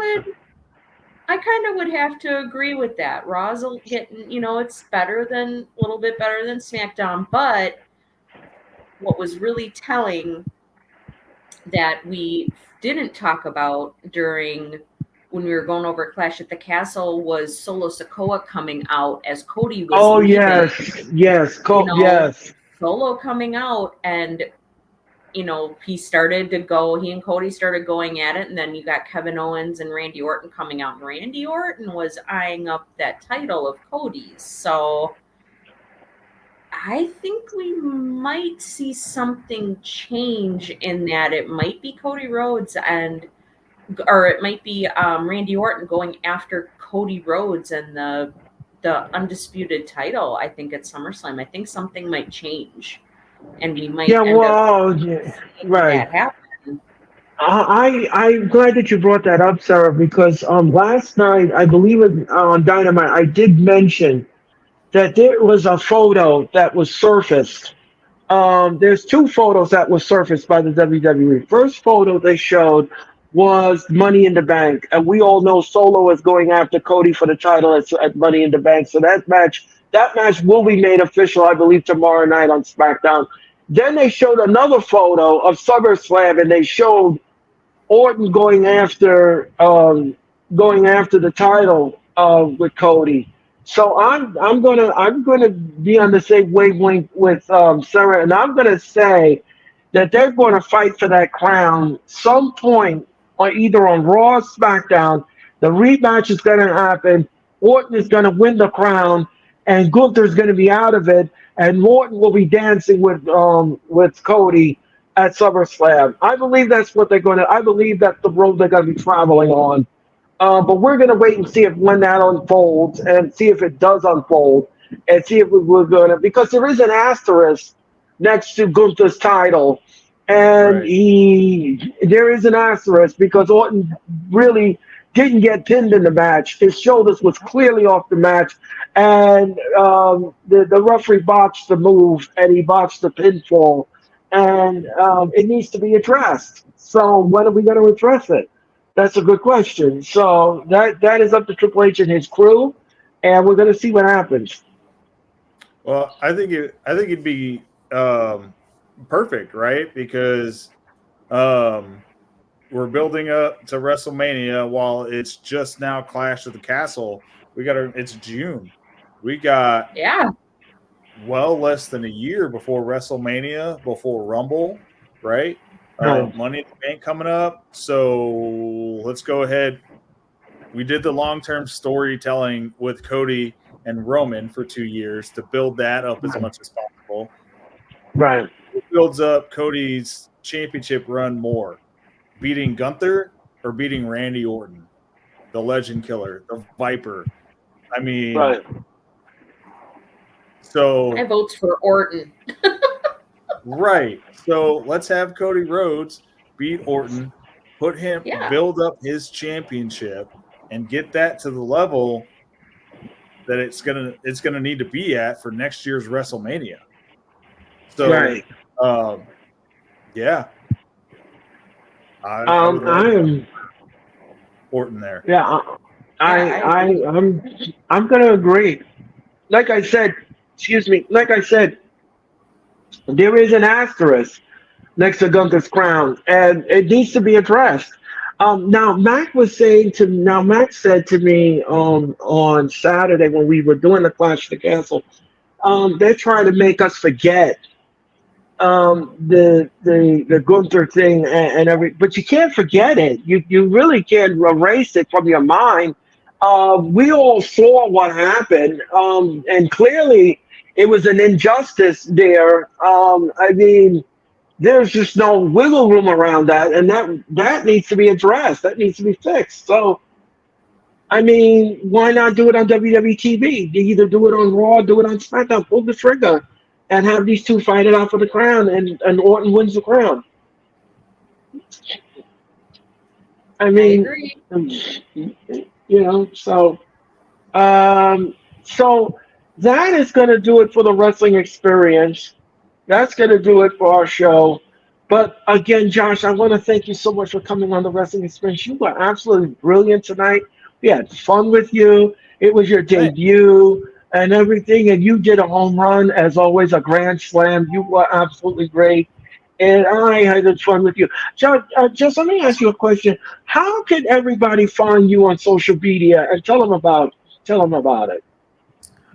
So you can find me, Lace 'em Up Sports Media. I'm on Facebook. I'm on Instagram. I'm on Twitter. I'm on YouTube.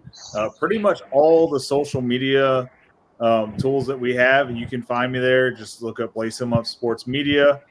Look up Joshua Frazier. You can find me just about everywhere. So I like that. All over the Mr. Social worldwide.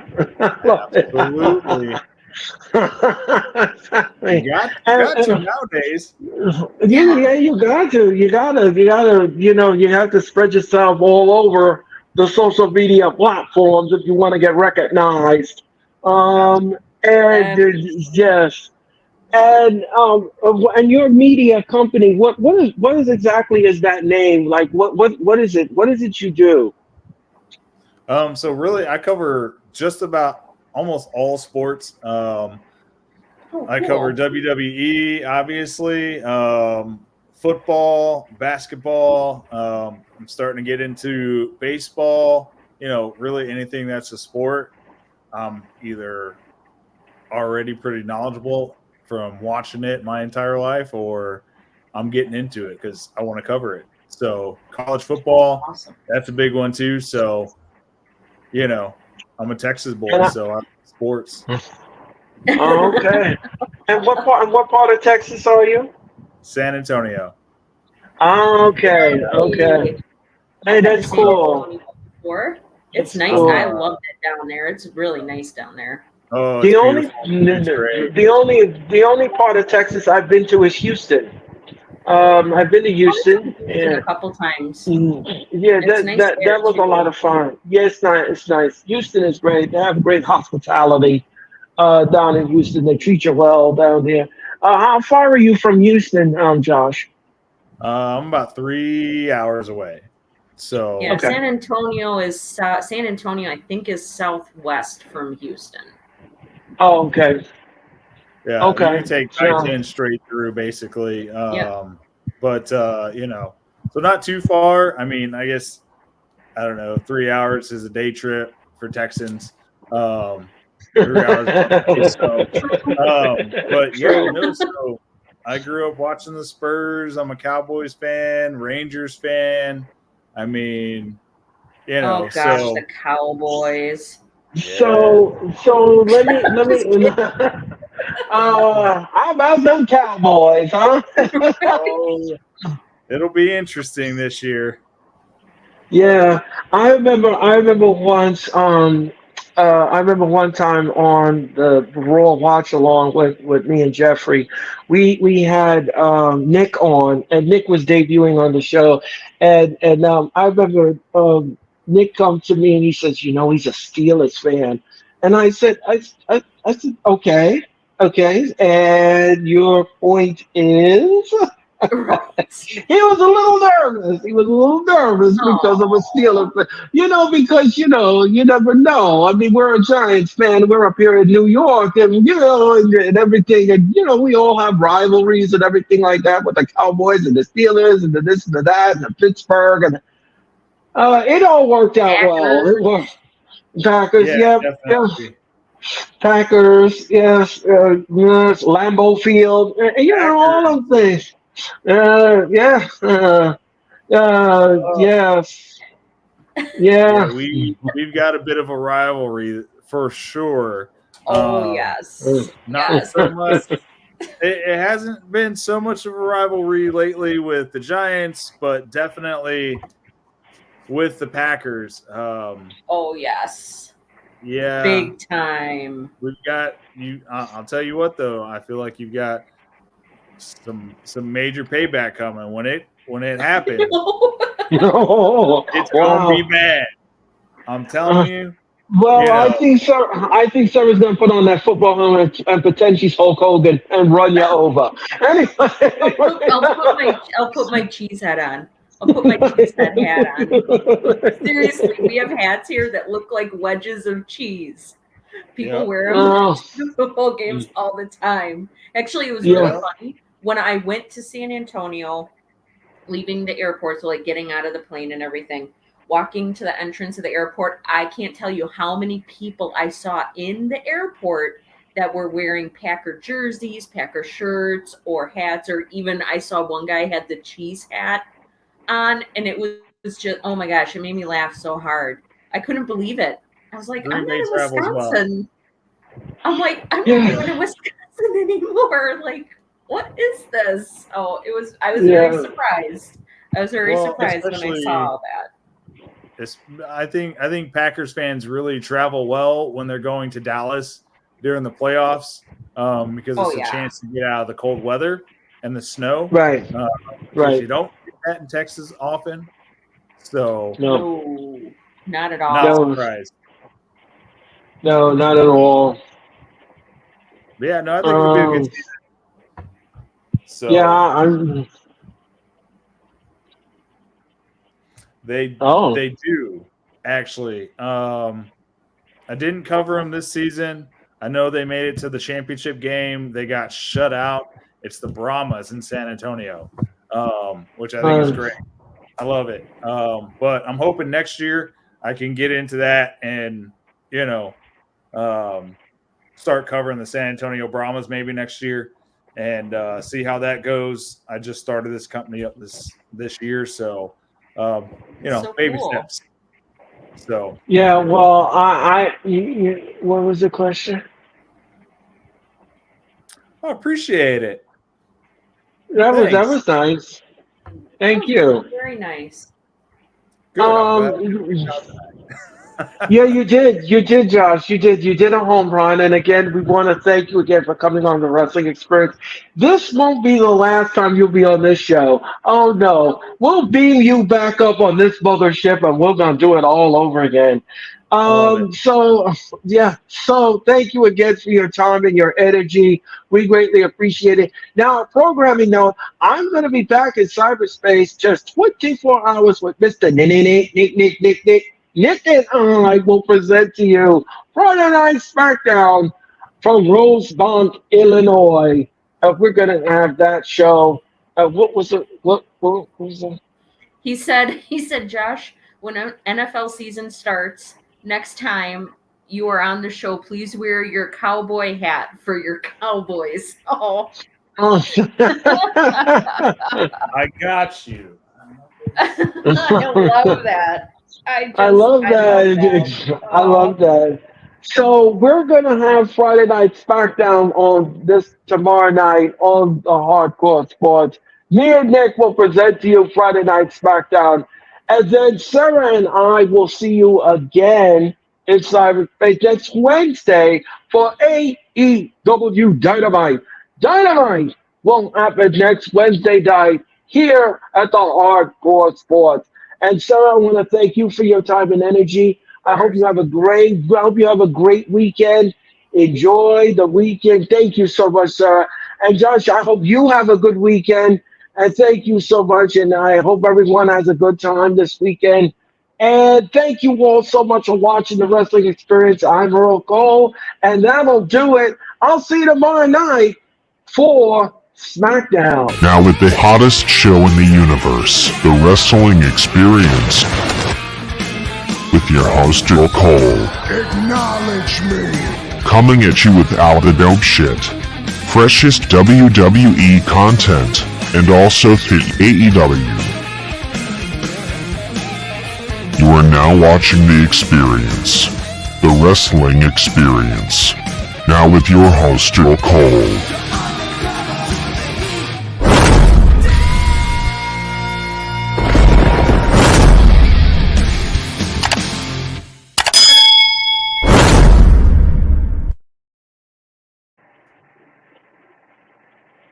That's a great